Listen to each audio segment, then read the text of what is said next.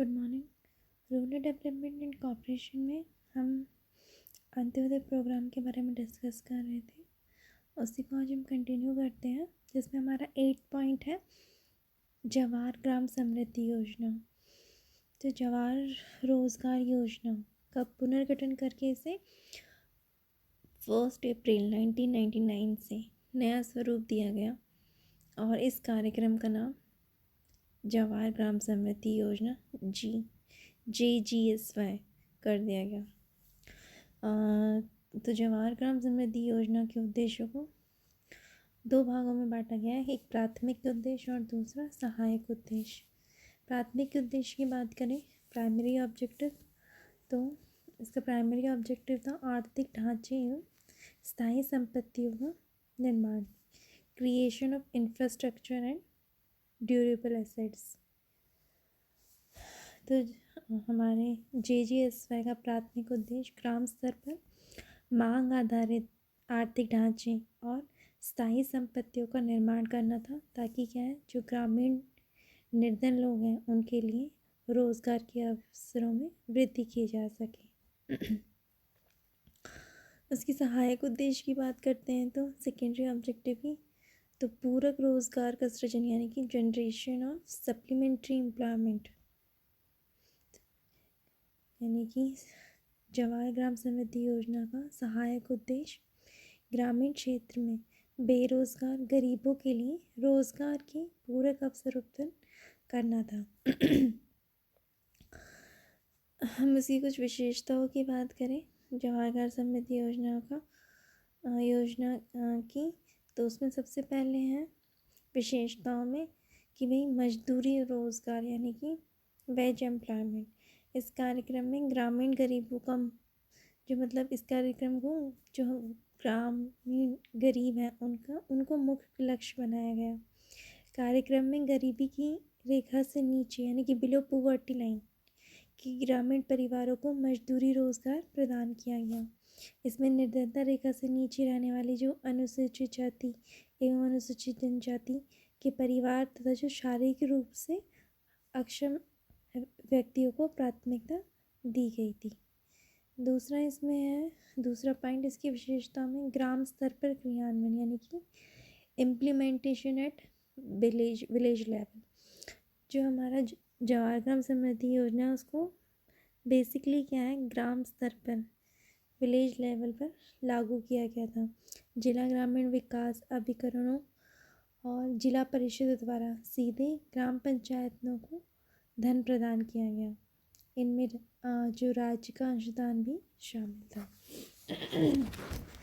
तीसरा पॉइंट है संसाधनों का आवंटन यानी कि एनमार्किंग ऑफ रिसोर्सेज। JGSY के अंतर्गत क्षेत्रवार संसाधनों का आवंटन नहीं किया गया था। इस कार्यक्रम के लिए आवंटित जो कुल धनराशि थी वो उसका 22.5% भाग अनुसूचित जाति एवं अनुसूचित जनजातियों की लाभार्थी योजनाओं के लिए निर्धारित किया गया था। इसके अंतर्गत क्या है, जो मजदूरी का निर्धारण राज्य सरकार द्वारा किया जाता था और ग्राम पंचायत को ग्राम सभा की स्वीकृति से 50,000 तक के निर्माण कार्य कराने का अधिकार दिया गया था। ठीक है, जो हमारा जवाहर ग्राम समृद्धि योजना है उसका समग्र मार्गदर्शन करने और समन्वय करने, निरीक्षण एवं निगरानी करने और समय समय पर रिपोर्ट प्रस्तुत करने का दायित्व किसका था, जिला ग्रामीण विकास अभिकरणों का और जिला परिषदों या फिर मध्यवर्ती पंचायतों को सौंपा गया था।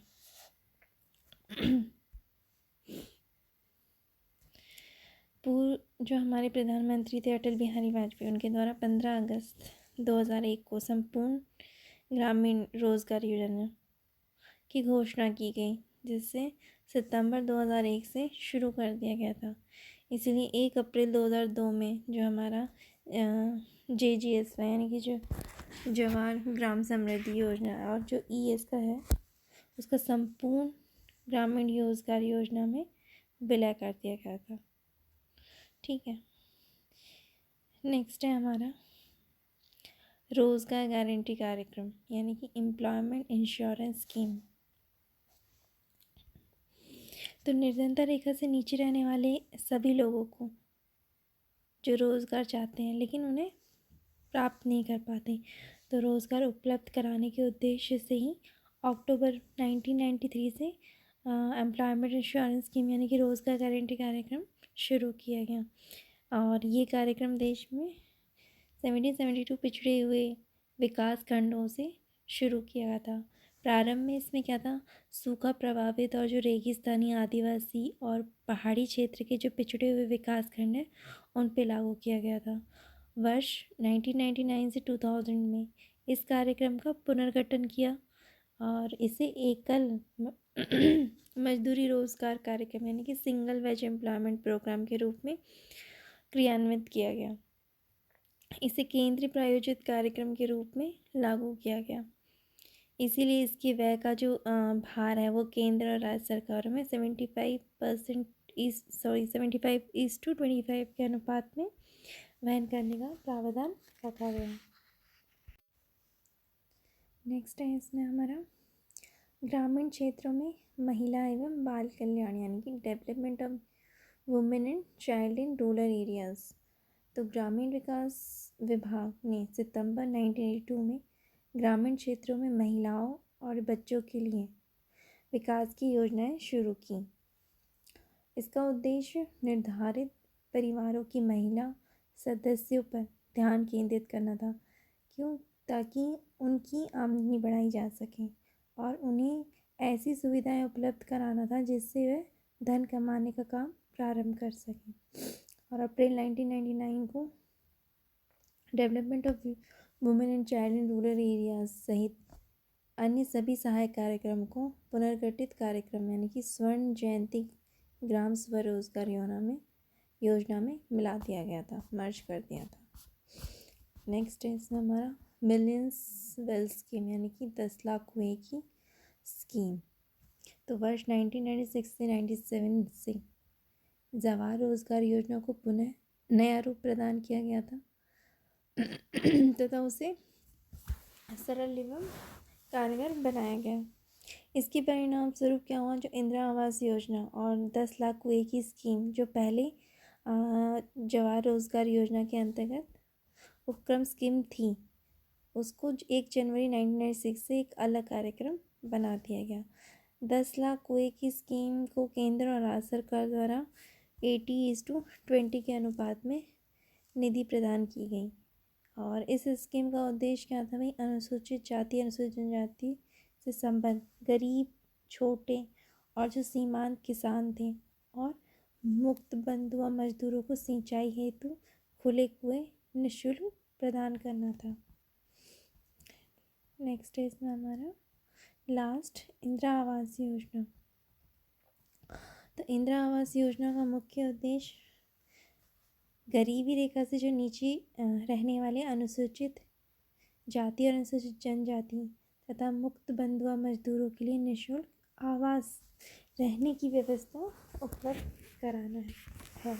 इस योजना को गैर अनुसूचित जाति जनजाति से संबंध ग्रामीण गरीबों के लिए इस शर्त के आधार पर विस्तारित किया गया कि भाई जो गैर अनुसूचित जनजाति और जाति हैं से संबंध ग्रामीण परिवारों को प्रदान किए जाने वाले लाभ का कुल आवंटन के 40% के भाग से अधिक ना हो। और इंदिरा आवास योजना पूर्व में GRY की एक उपयोजना ही थी, जिसे 1 जनवरी को 1996 से पृथक स्कीम के रूप में क्रियान्वित किया जा रहा है। ग्रामीण आवासों के निर्माण हेतु सरकार प्रतिवर्ष भारी राशि व्यय कर रही है। अगर हम इंदिरा आवास योजना के तहत जो आवासीय इकाई परिवार हैं उनकी जो महिला सदस्य के नाम से ही आवंटित होना चाहिए। जिला ग्रामीण विकास एजेंसी, जिला परिषद, पंचायत और इंदिरा गांधी आवास योजना के तहत कितने घर बनेंगे ये तय करती हैं। ठीक है, इसीलिए ग्राम सभा लाभार्थी लक्ष्य निर्धारित करती हैं। इस कार्यक्रम के अंतर्गत 31 अक्टूबर 2011 तक 271 लाख आवास निर्मित किए गए हैं।